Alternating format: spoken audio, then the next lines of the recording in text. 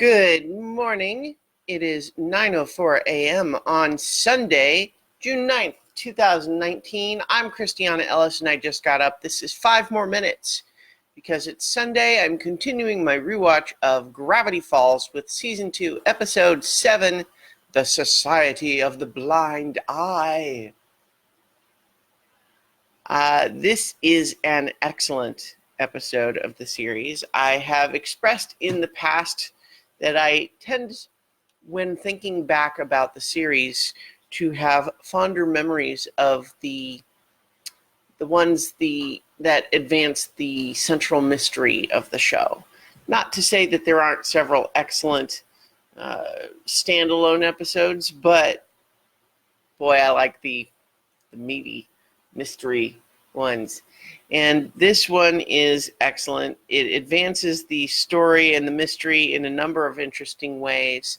It manages to actually line that mystery up with a lesson for the kids that actually does apply to real world life. Not that that's the reason to like the episode, but it just makes everything thematically tie together in a great way.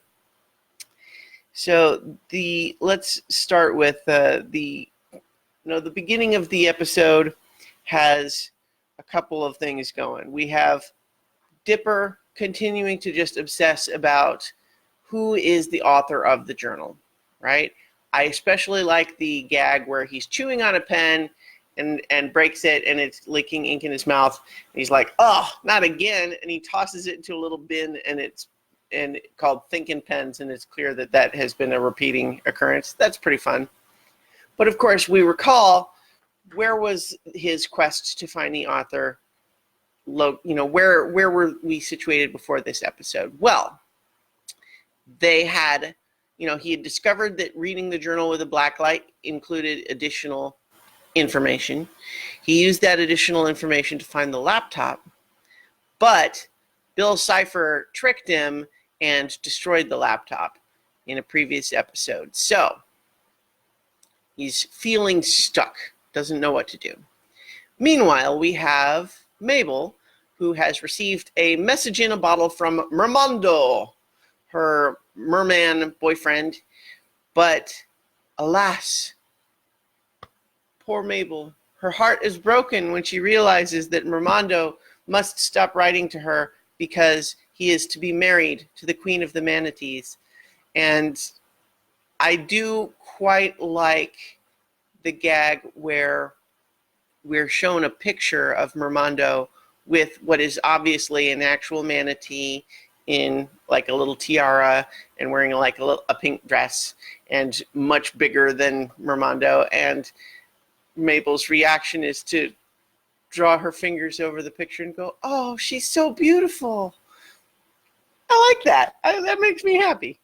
And so, but she's very sad because, of course, she's reflecting that this is only the latest of how her summer romances are all failing her. And I like that we get a little bit of a recap that, looks back at the series history so far. We have Norman, who turned out to be gnomes, Gideon, who turned out to be a child psycho, is her description of him.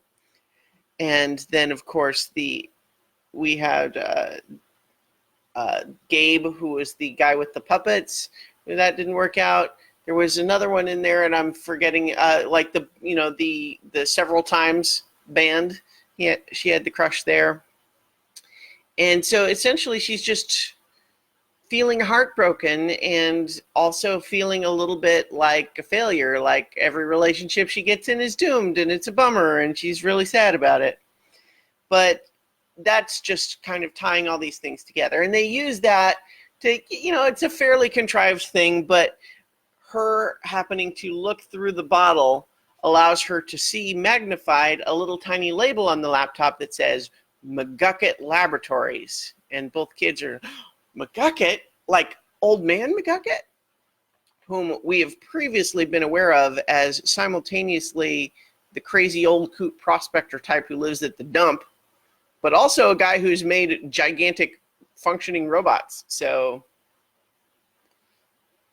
Dipper is kind of putting connections together on his little crazy person conspiracy board and says, is it possible Old Man McGucket's the author? So they recruit Seuss and Wendy to go and confront McGucket about this.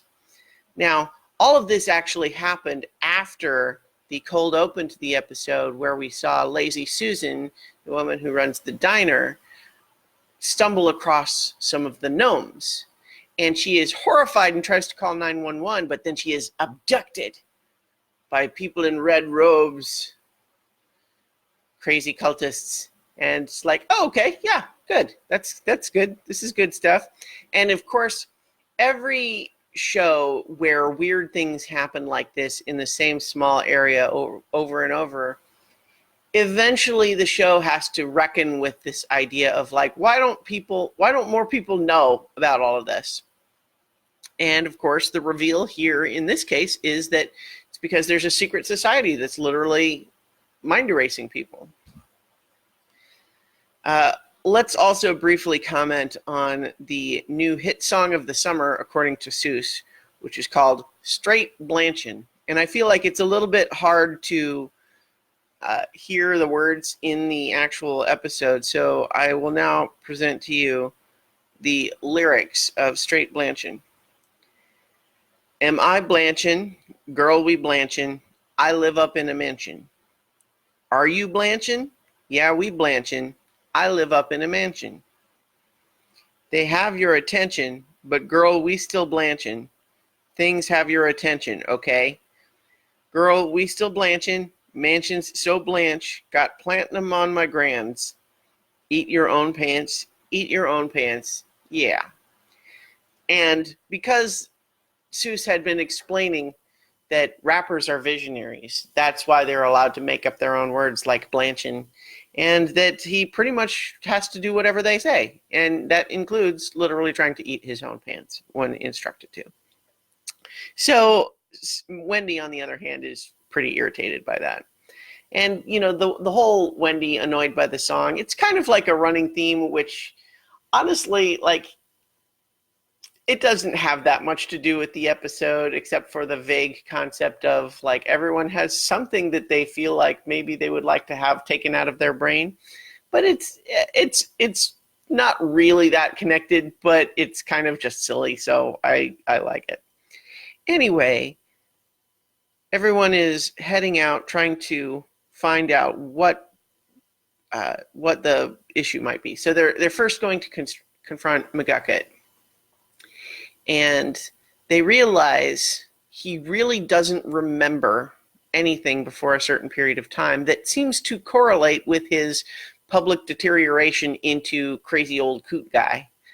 And they realize, they trace back, what is your earliest memory? And it is at a history museum. So they decide, let's check out the history museum. That's, of course, where they're investigating things. They come across this cult. They follow back to the ritual, and they see Lazy Susan's memories being erased.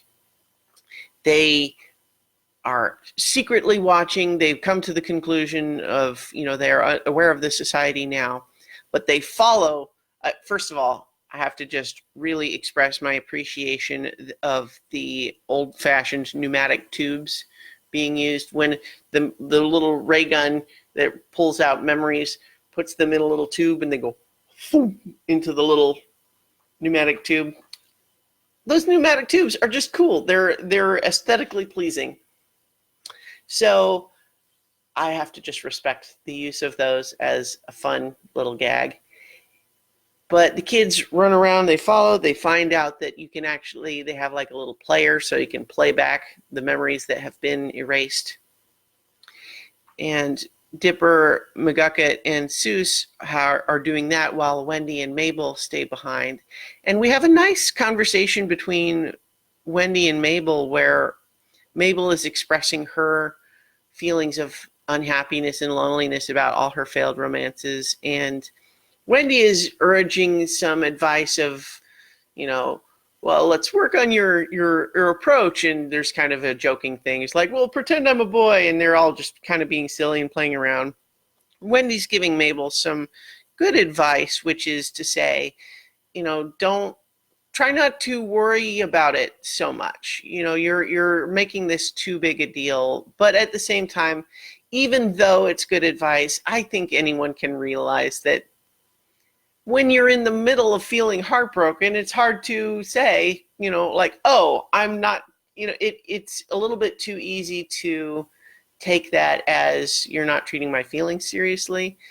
And it's, even if you understand it rationally to be true, it's hard to turn that sort of thing off. Like, if you're feeling sad, like, it's hard to just tell yourself, I shouldn't be feeling this sad. Like, that doesn't really work. So even though it's not bad advice, it's just not really going to work. And so that's where they start having this idea that Mabel's like, what if I erase these bad memories of the summer romances from my brain? And it's mentioned in context of, well, Wendy, wouldn't you also like to have that crazy song removed from your brain? And so we have Dipper and McGucket and Seuss. They find McGucket's memory tube, but before they can watch it, they're all recaptured by the society. And they learn at this point, the whole thing of like, well, since we're going to erase your memories anyway, we might as well tell you everything. And we learn that the society, this cult, actually consists of many notable members of the town, like Toby Determined, the newspaper guy, and the big biker guy with all the tattoos, and Woodpecker guy. And then, of course, their leader is Blind Ivan, who has, one bad eye, and also like his bald skull is tattooed with the thing of like the different parts of the brain that do different things. And it's just a very cool look. And he's voiced by Peter Serafinowicz, who's also great. As, a throwaway one-shot bad guy, he's great. So the reveal is kind of interesting, which is to say that at least the society sees themselves as performing a public service, that they are helping people stay happy by removing memories that would make them scared or angry or upset. So they do this whether people want them to or not. So there's an aspect there where it's not admirable exactly. But at the very least, it's interesting to learn that they, at least they think that they're doing a public service. It's not to keep people from finding out some secret. It's more about like, no, people would be scared or angry. So it's interesting, but they have determined, though, that, the kids know too much. You'll ruin everything. So we're going to have to erase your memories. And there's also a reference to, we don't remember who our founder was, which is interesting, just because it, plays into the whole thing later. But as it turns out, they are able to turn the tables.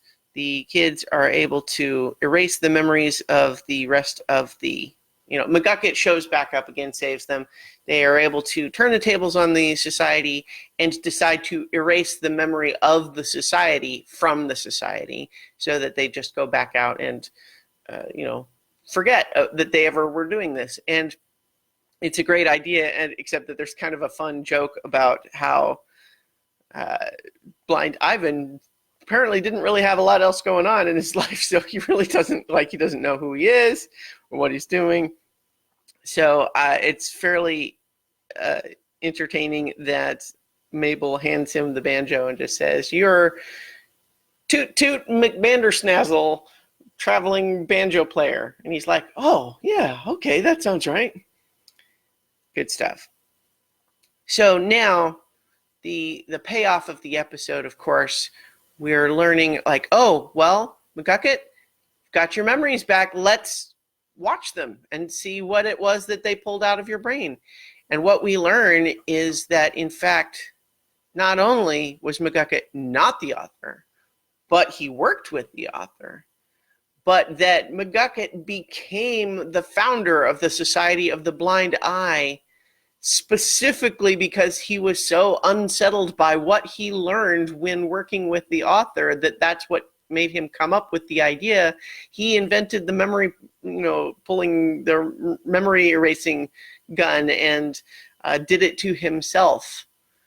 And it turns this whole silly, fun episode onto this really sort of melancholy, bittersweet note of realizing that what had seemed like McGucket was this real like victim of this evil cult was like, no, it's actually this really sad story of like he felt so upset about his involvement with the author that he felt like he needed to pull all those memories out of his head, and he did it to himself. And that really makes the whole idea, the identity of the author, take this ominous turn, because we know that we have sort of seen the idea of the journal as this, the author must be like this benevolent person who is categorizing all of these things. But now, perhaps something more complicated. And then, of course, we finish the episode with the reminder that Stan, Uncle Stan, has got this machine down in the bunker beneath the mystery shack, and he's got the other journals and has activated this mysterious machine that we don't know what it does. It's creating a portal of some kind. Is Stan the author? We don't know. What's going on? It seems like he's not the author because he needed the books in order to understand how stuff works. But what does all that mean, right? You know, the mystery deepens. Mwahaha. So in the meantime, we're given some stalling with the idea of, oh, McGucket, you're going to start getting your memories back, but they're going to come back intermittently at a plot convenient time. So that's fine. But one little bit of trivia that is awfully fun about the very end of this episode is that as Stan is activating this machine and the portal is kind of like sucking things through it, it sucks through like his coffee mug and a notepad and a pen.